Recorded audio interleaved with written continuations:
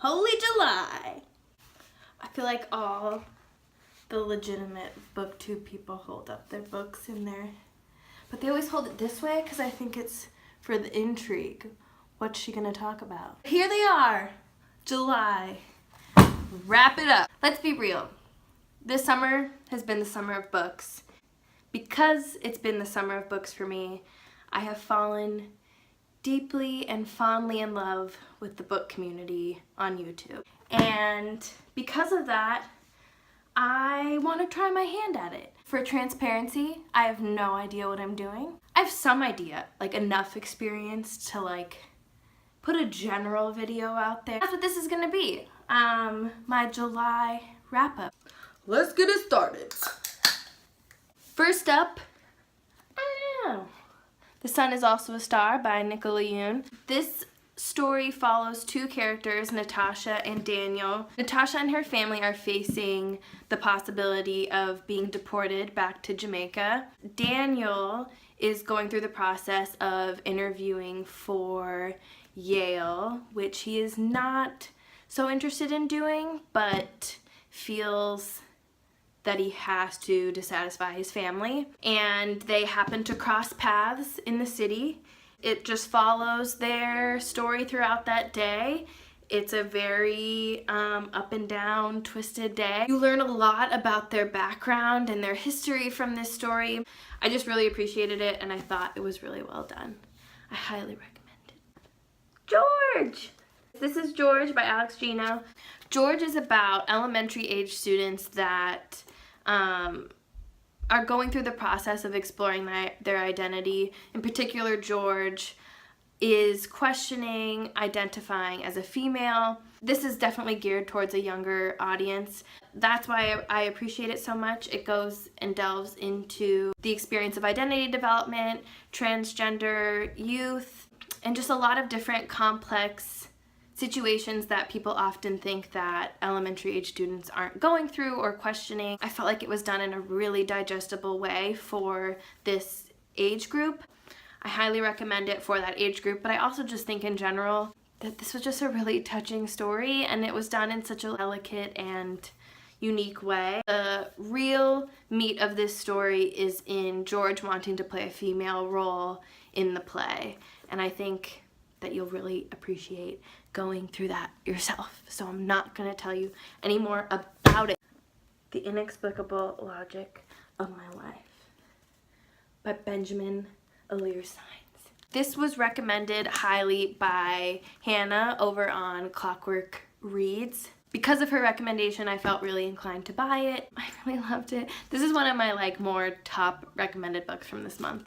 This novel follows Sal, who is a high school senior that was adopted at a very young age from a single Mexican-American homosexual father. It feels like you get an inside approach to this father-son relationship. His best friend Sam has a really negatively impactful relationship with her mom, and she goes through a roller coaster of an experience throughout this book. You just end up feeling like a part of this family. Definitely one that I'll read again. It's one that I'll recommend till the end of time. I don't want to give away too much. I just want you to read it for yourself because it's so good. What's next, you say? Eliza and Her Monsters by Francesca Zappia. Goes by Chessie on Instagram. I think it's so cute. I have to be honest though, in the beginning, I really struggled to get into liking Eliza. I sort of was wondering where we were going in the beginning of this book, but once we got there, I was sold. I ended up crying. It was a ride. It follows the experience of Eliza, who creates a blog comic series called Monsters C. Has a very significant fan base. Nobody knows that it's her that's running it. She meets a boy at her school, Wallace, that presents like he's interested in Monsters C, and then the story kind of unfolds with the development of their friendship and the trials and tribulations they go through and building trust. You just have to know going into it that you have to get over that hump in the beginning, but you can do it. Book of the month. Goodbye Vitamin by Rachel Kong. This was an experience worth having.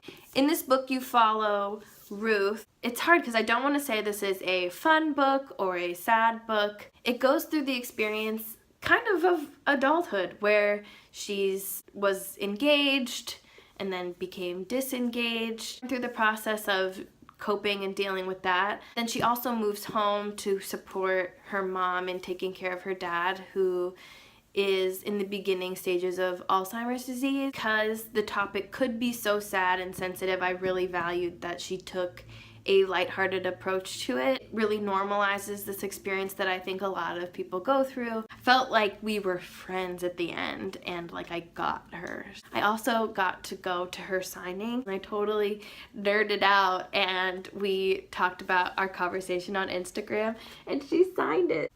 Guys, we're gonna get into the real tea. A Darker Shade of Magic by Victoria Schwab. Your girl struggled to get into this in the beginning. Definitely hyped up this book to no end. This isn't my typical kind of novel. It was a strong learning curve in the beginning to adapt to the environment that this story was setting up. I was determined. It's just epic and gripping. Like I knew we were gonna get there. I just needed to get there. But then I got there. And then it was fantastic. And I got it. I understood where all the hype was coming from. Kel is magical. It's Lila, who is a little thief girl that I think she's the reason I got into the book, because she was just so badass and like don't give a fuck that I just like needed to know more about her. And so they bond and then eventually go throughout the book together, and that's when I was like, sold, done, I will finish this tonight, and that's what I did. Last book I'm going to talk about is Hunger from Roxane Gay. The reason I saved this for last is because it was my favorite of the month. It's a memoir about Roxane's experience exploring the traumatic challenges of like existing in a body. I was really touched by a lot that was shared in this memoir. Was so raw and real and open about her experiences that you can't walk away from this not feeling shook. She says, "I'm stronger than I am broken. I don't want them or anyone to think I am nothing more than the worst thing that has ever happened to me. I want to protect the people I love. I want to protect myself. My story is mine, and on most days I wish I could bury that story somewhere deep where I might be free of it. But it has been 30 years, and inexplicably, I am still not free of it." I might even start crying, so I just can't even handle that at all. No. Hey, first video. Shit in your hair the whole time and crying right out the gates.